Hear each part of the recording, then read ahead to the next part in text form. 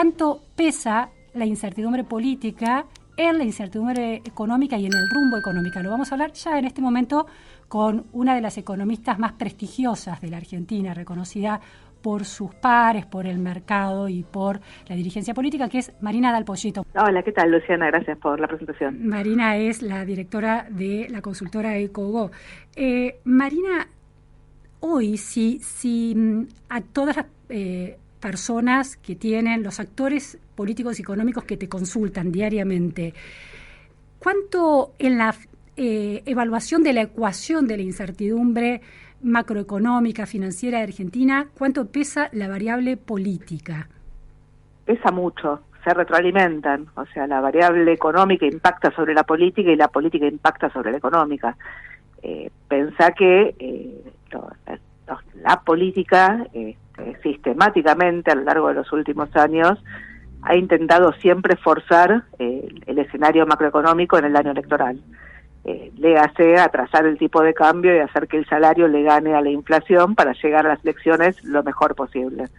Si querés, ese es el escenario objetivo para el gobierno. El problema es que con la nominalidad que tenés, o sea, con una inflación en la zona del 5-6% mensual, con una diaria arriba del 100% y con presiones al alza, y con la dispersión de precios que tenés en la economía, bueno, digo, la verdad es que ese esquema no está más. Entonces vos lo que tenés es, por un lado, un acuerdo con el fondo, que era un ancla, que le permitió, si querés, al gobierno frenar la escalada de la brecha cambiaria en enero, cuando parecía que todo se iba al demonio, pero que una vez que llegaste a ese acuerdo, después la propia coalición de la política literalmente lo cascoteó. Claro. Uno no sabe si es que lo cascotea porque tiene una visión distinta respecto a la posibilidad, insisto, de usar el dólar como ancla, las tarifas como ancla para siempre,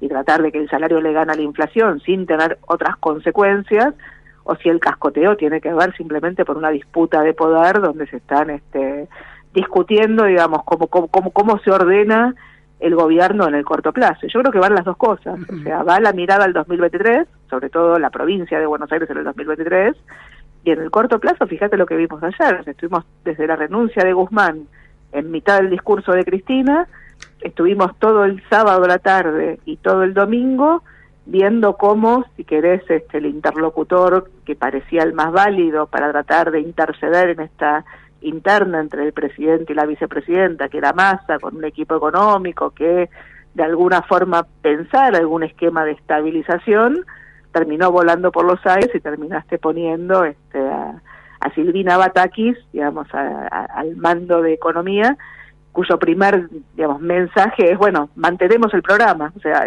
estás en un cortoplacismo en extremo. Ahora, supongamos que se barajaron tantos nombres este fin de semana: Martín Redrado, Emanuel Álvarez Agis, Marco Labaña, economistas que tienen en algunos casos muchísima trayectoria en responsabilidades muy claves como el Banco Central o viceministro de Economía en el caso de Álvarez Agis, el Banco Central en el caso de Redrado, Marco Labaña el INDEC. Si hubiera podido llegar a que esos nombres, alguno de esos nombres, aceptara el cargo y se hubiera anunciado antes, ¿la situación sería completamente distinta? No, porque de nuevo, acá la discusión no es o sea, vos ponés a Mandrake a manejar la economía en Argentina, digo, y si no tenés algún acuerdo político sobre cómo pagás costos en lo inmediato para tratar de proyectarte hacia algo mejor en el mediano plazo, digo, no hay mucho que puedas hacer. O sea, ayer había ¿no? digamos un meme dando vuelta respecto, digamos, al proceso de contratación de un ministro, ¿viste? Cuando le preguntan cómo haces para bajar la inflación, le contesta, ¿qué inflación? ¿Viste? Sí. Y lo contratan inmediatamente. O sea, está buscando soluciones fáciles a un problema que es cada vez más complejo. O sea, realmente no es lo mismo una economía donde la inflación iba al 25% anual que una economía que está yendo aceleradamente a la zona de 3 dígitos. Claro. Entonces, cuando vos escuchas algunos planteos, claramente tenés un dólar que funcionó como ancla en los últimos tiempos y con esta inflación se está atrasando muy rápidamente y tenés una brecha cambiaria tan alta, bueno, todo el mundo mira, si querés, con cariño de lo que fue el ajuste de Fábrega, que le permitió al gobierno de Cristina en 2014 ganar tiempo. El dólar saltó de 6 pesos en ese momento a 8, y después lo ancló. Y entonces en 2014 la inflación fue del 40%, y en 2015, año electoral, la inflación volvió a ser del 20 y pico, y el salario le ganó a la inflación, y lograste ese esquema de zigzag tan perverso que tuvo la economía desde 2012 en adelante, cuando se quedó sin dólares. ¿Y por qué funcionó en ese contexto y ahora eso sería difícil de lograr? Me parece que en ese contexto, primero lo que tenías era una cabeza dentro del gobierno, o sea, no era una coalición de gobierno, era un gobierno con dueño. Cristina Kirchner, claro, claramente, sí. Segundo, lo que tenías era, tenías más reservas en el Banco Central en ese momento, no tenías un acuerdo con el fondo, la nominalidad era otra, o sea, la inflación de partida era claramente otra, o sea, tenías más atraso cambiario que hoy, tenías más atraso tarifario que hoy, pero ibas con una nominalidad, o sea, con una inflación de partida mucho más baja, pero sobre todo, lo que te diría es, en ese momento, la expectativa de cambio político que había generado, parece un chiste, ¿no? Pero en ese momento fue la elección de 2013 que ganó Massa, sí. Y en ese momento dio la idea de que el kirchnerismo se acababa. Claro. No había reelección, o sea, rompe con la expectativa de reelección, entonces le ponías un punto final al kirchnerismo, y después no sabías que venía, pero la expectativa que venía algo distinto, que venía un cambio, eso te permitió un intento de volver a los mercados. Yo en ese momento me acuerdo que escribimos una nota con Miguel Bain que decía, pasamos de vivir con lo nuestro, ¿no? de Ferrer, a vivir de prestado. Y el propio kirchnerismo intentó una agenda de apertura, o sea, tuviste una corrección cambiaria que te dio aire, un intento de empezar a corregir la agenda tarifaria que después se frenó a la medida que empezó a arrancar de nuevo el año electoral, pero tuviste sobre todo un intento de recuperar el crédito. Arreglaste con el CIADI, arreglaste con Repsol, arreglaste con el Club de París. Mal arreglado, pero arreglado al fin, sí. Sí, todo, si querés, todo mal arreglado, pero sí, o sea, pero de alguna forma intentaste volver al mercado. De hecho, ellos volvieron a colocar deuda en el mercado, colocaron el Poner 24, que lo usaron para pagarle a Repsol, costó carísimo, estoy de acuerdo con lo que está diciendo, pero esa agenda se traba después con el juicio en Nueva York, no digamos, y el fallo de Griesa que te traba los pagos de la deuda, el kirchnerismo se vuelve a radicalizar de cara al año electoral. Pero ibas con una agenda política que siempre fue tratar de que 2015 la economía rebote. Claro. No importaba si rebotaba respecto a una caída en el año previo, lo que importaba era que rebote, ¿no? Y patear las inconsistencias para la gestión siguiente. Hoy mi sensación es que todavía faltan muchos meses por delante. Hoy la tasa de interés de tu deuda en dólares está arriba del 40%, o sea, no tienes ninguna chance de usar el mercado de crédito para tomar un poco de aire.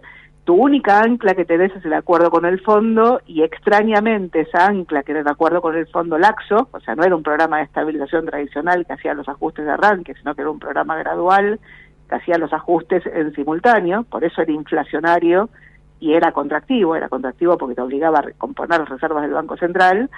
Bueno, digamos, ese acuerdo con el fondo, vuelvo al principio, literalmente la política lo estaba cascoteando. Claro. La última fue la semana pasada, después de 2 años y 6 meses, la implementación de la segmentación quedó trabada en la reglamentación, donde directamente dejaron a la Patagonia fuera de la segmentación, lo cual te diría que ni siquiera tenía un objetivo político de mantener el caudal político de la Patagonia, más bien tenía un incentivo de nada, digamos, de disputa interna. Sí, de poner condiciones, de trabar al gobierno. Sí, estabas trabando todo, claro. Ahora, Marina, hay una lectura que en parte algunos economistas de Juntos por el Cambio también la sostienen, pero desde parte del kirchnerismo también, que el acuerdo con el FMI es inflacionario.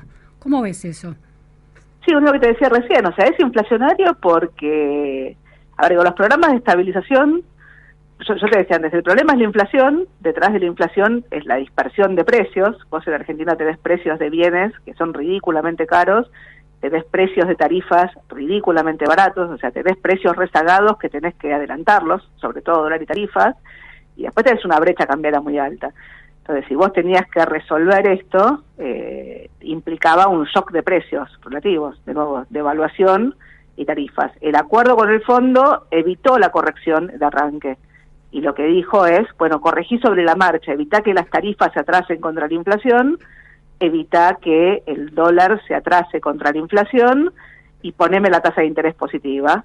Y mientras tanto, asegúrame que el Banco Central compre reservas, por eso era contractivo, o sea, tenías que reducir el consumo, reducir las importaciones y aumentar la compra de reservas.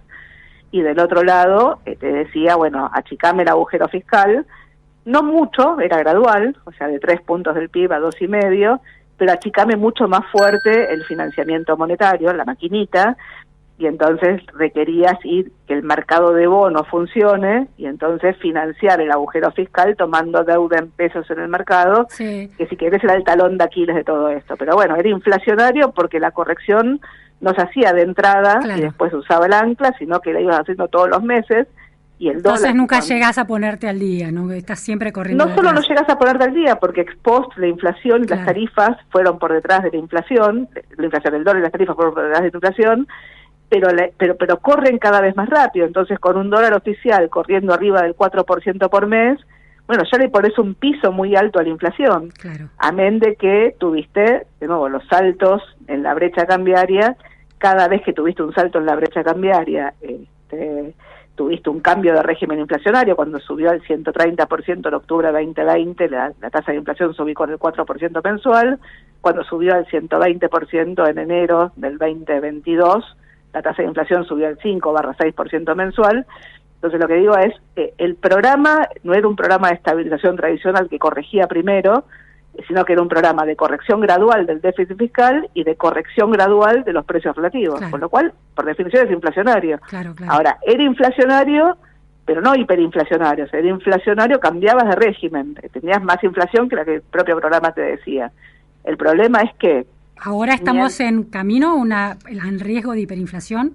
De nuevo, no como la que viste en los 80, o sea, no una hiperinflación donde la tasa de inflación es arriba del 50% mensual, o sea, una tasa de inflación que en el 80, el 89 fue del 3.000% en promedio.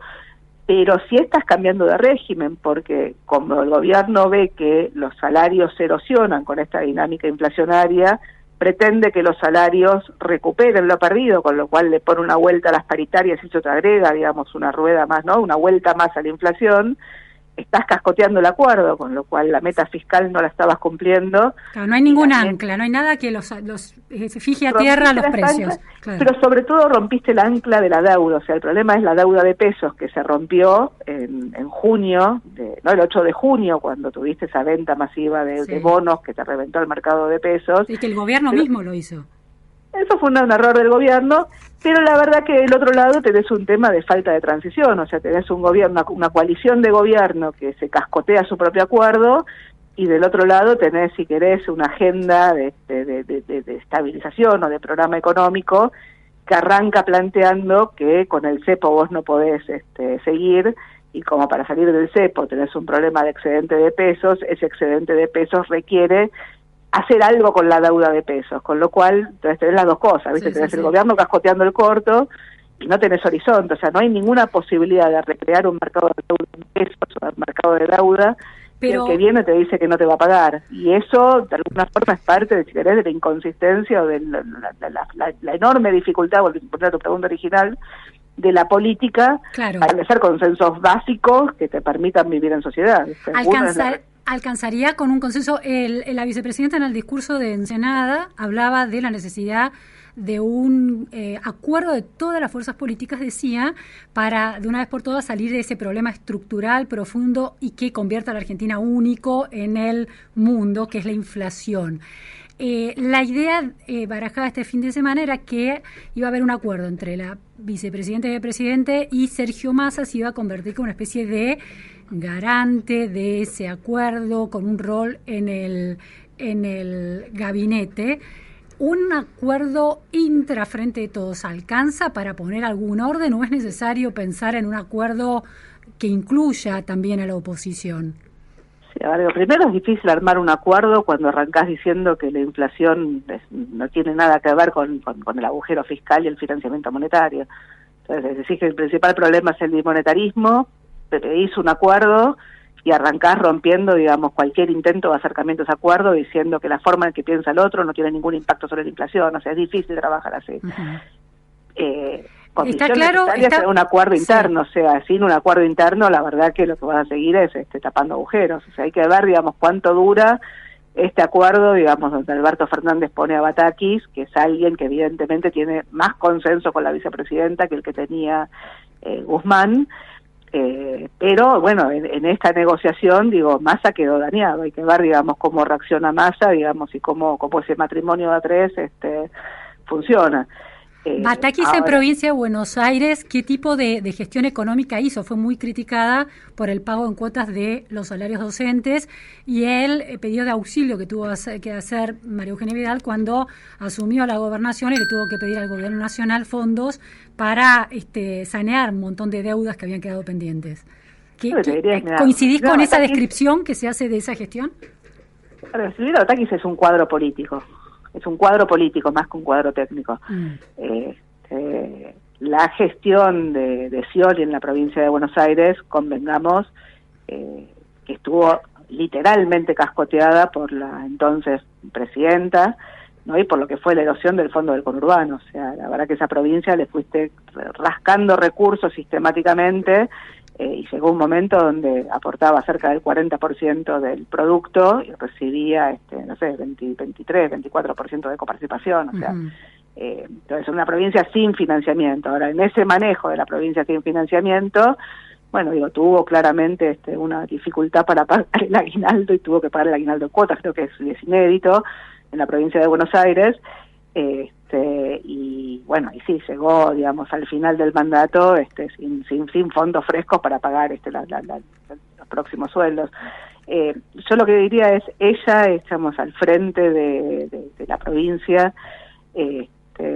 hacía de una ministra de Economía que hacía de secretaria de Hacienda, y la verdad que el que manejó las riendas de la provincia de Buenos Aires en términos presupuestarios, digamos, que de alguna forma unificó las cajas y mantuvo, si querés, ese esquema de restricción presupuestaria tan grande, era en ese momento Perelmítar, digamos, que era, digamos, el socio de Scioli, y de alguna forma mantuvo a flote una provincia que es inviable. O sea, sí, que estaba muy presionada por Cristina Kirchner desde el Estado Nacional. Y más que ella, el que estaba presionado era Scioli. O sea, claro, evidentemente, digamos, había un intento de que Scioli, no levante cabeza, pero bueno, viste cómo son las vueltas de la vida. Las asociaciones políticas, quien está desde el lado de enfrente, de golpe pasa a estar al lado.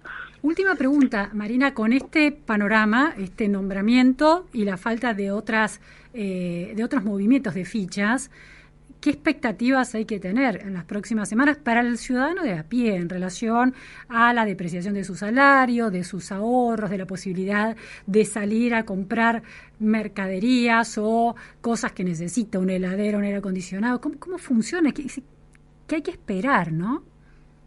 A ver, yo lo que digo es que el esquema que vos tuviste desde que arrancó esta gestión de arbitrar entre brechas, o sea, vos lo que tuviste fue un ingreso del salario que estaba muy erosionado, sobre todo 2018, 2019, y que no recupera en los últimos 2 años, con vaivenes, de golpe 2 meses recupera un poquito y después vuelve a caer. Pero lo que tuviste del otro lado fue un esquema, arbitraje entre brechas, o sea, el esquema de represión financiera con el cual contuviste, digamos, la demanda de pesos, te generó brechas, te generó una brecha en el mercado de tasa de interés, o sea, había pesos baratos en la economía argentina, sobre todo para las empresas, había dólares baratos, oficiales, ¿no? Digamos, con una brecha cambiaria promedio del 80%, está arriba del 100%, y después tenías un mercado de precios cuidados, donde hay escasez, el caso más claro es el gasoil, pero hay otros mercados, digamos, donde también hay escasez, y mercados de precios yo los llamo descuidados.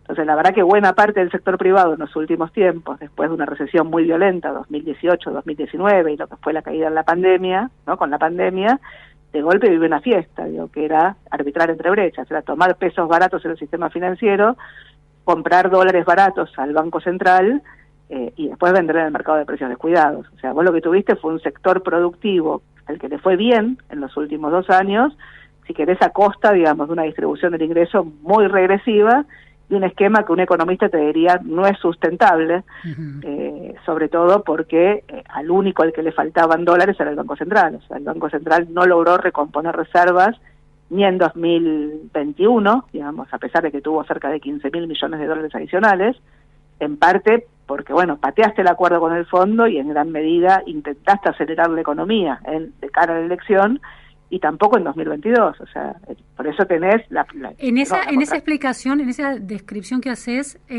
le das la razón en parte a Cristina Kirchner, por ejemplo, o al gobierno cuando hablaban de importaciones especulativas o de actores especulativos de la economía en el sector privado que se están beneficiando de esto. Yo te diría, no es una cuestión especulativa, es una cuestión de señales perversas en el funcionamiento de la economía. Las señales son la cuestión moral. Obviamente, cuando vos encontrás este tipo de brechas, bueno, los incentivos a tomar pesos baratos, a comprar dólares baratos y a fijar precios donde si la demanda te los convalida, donde los podés fijar, digo, obviamente aparecen. Detrás de eso, como hay escasez, bueno, digo, se encuentran, si querés, mecanismos que no son necesariamente de mercado para asignar esa escasez, pero sí, o sea, el funcionamiento de la economía claramente no era un funcionamiento óptimo, y la verdad que el central se estaba quedando sin reservas. El problema que tenés detrás de eso no es el diagnóstico, el problema que tenés es, bueno, ¿cuál es la receta? Entonces, si la receta a este esquema de brechas y incentivos perversos que generan las brechas es aumentar la represión financiera, lo que vas a tener es más brecha y más brechas. Bueno, lo cual, que es un poco lo que estás viendo hoy por hoy. Claro. Por eso el punto es, de nuevo, cómo transitas de un esquema al otro, y el problema que tenés en Argentina, digamos, históricamente es el péndulo. O sea, pasás de un gobierno que te dice que la emisión monetaria no tiene ningún impacto sobre la inflación, a uno que te dijo, digamos, que solamente con la tasa de interés resolvés todos los problemas distributivos detrás de una inflación, digamos, como la que tenía la Argentina en 2015, o peor aún, como la que tenés hoy por hoy, digo, donde claramente hay un componente distributivo detrás de una inflación generada en el origen por un fenómeno monetario. Claro. Ahora, lo de la tasa, porque en Estados Unidos, bueno, la Fed, la Reserva Federal, subió la tasa para tratar de bajar la inflación, pero en la Argentina la suba de la tasa no funciona igual. A ver, digo, en economías donde el canal del crédito está aceitado, la suben la tasa, te encarece el crédito, te baja el consumo y te frena la dinámica inflacionaria. O sea, el principal canal de conexión de la política monetaria es el crédito. La idea es que me conviene sacar los pesos del consumo y del mercado y ponerlos a rendir en algún tipo de herramienta financiera a una tasa interesante. Esa es la idea. Entonces, y bueno, fundamentalmente la caída del consumo te limita la capacidad de fijar precios del otro lado. O sea, por eso después podés discutir otras cosas. O sea, la verdad es que lo que tuviste, digamos, detrás del éxito en controlar la inflación en el mundo desarrollado, bueno, fue, si querés, el aumento en la productividad que te generó la globalización y las nuevas tecnologías. O sea, hay otros factores, pero fundamentalmente el canal de transmisión en el mundo desarrollado es el crédito. En países emergentes, el canal de transmisión de la tasa de interés generalmente es el atraso cambiario. Ahora, cuando vos tenés una inflación tan por encima del internacional, como la tenías en 2015, o mismo como la tenés ahora, la verdad es que vos pones la tasa de interés arriba de la inflación y la tasa de interés te coordina ingreso de capitales, ese ingreso de capitales te coordina atraso cambiario. Bueno, el carry es fantástico, pero el carry no dura para siempre. Y sobre todo lo que tenés del otro lado es la necesidad de corregir precios relativos, porque digo, si vos no tenés una consistencia fiscal, bueno, el nivel de endeudamiento y el esquema, digamos, de cómo compras esos dólares y qué haces con los pesos que te sobran y el retiro de los pesos con Levax, bueno, te terminaste generando una crisis de endeudamiento que el día que la tasa de interés subió o el mundo estornudó, terminaste volando por los aires. Entonces lo que digo es, la verdad que tenés que ir por el medio. Lo que pasa es que requerís acuerdos, por eso todo el mundo está de acuerdo con que requerís acuerdos. El problema es que todo el mundo, cuando dice requerís acuerdos, arranca diciendo, bueno, esto es así, acordemos. Bueno, es difícil. Y una última pregunta. Otra de las cuestiones que siempre se señala, sobre todo de la oposición, la necesidad de la independencia del Banco Central. Ahora, uno de los argumentos que se estaba indicando de la renuncia de Martín Guzmán tenía que ver con que no lograba una coordinación con el Banco Central. ¿No deberían estar desacoplados los intereses políticos de política económica del ministro de Economía de la gestión del Banco Central, que está mirando otro tipo de cosas a más largo plazo? ¿Cómo es eso? Yo lo que diría es la independencia del Banco Central es el óptimo al cual tenés que llegar. Ahora, partiendo de los desequilibrios que tenés y de la agenda que requerís para estabilizar, partir de la independencia del Banco Central como un preconcepto creo que es un error. O sea, requerís cooperación y sobre todo en un momento de crisis financiera. O sea, la independencia del Banco Central es la señal que vos das de manera tal de que no va a haber un financiamiento ilimitado al fisco que te va a terminar llevando a un despelote. Ahora, en mitad de una crisis financiera, finalmente son los bancos centrales los que terminan rescatando a los fiscos. Y si no, fíjate lo que te pasó con la crisis subprime, rescatando el sistema financiero, bueno, y lo mismo lo que te pasó con la pandemia. Entonces, en un contexto donde vos requerís un programa de estabilización, la coordinación entre el Banco Central y economía es fundamental. Bien. O te lo pongo al revés. Pretender bajar la inflación en un contexto de dominancia fiscal o de déficit fiscal, apelando al endeudamiento, para un país como Argentina, que no tiene crédito de partida, termina siempre mal, o sea, ya lo viste. Sí. Bueno, situación complejísima, iremos viendo cómo sigue entonces este panorama. Muchísimas gracias, Marina del Poyeto. No, gracias por llamar. Bueno, era Marina del Poyeto, economista, directora de la consultora EcoGo, dándole mucha precisión y mucha profundidad a este panorama que es tan inquietante y está lleno de incertidumbre.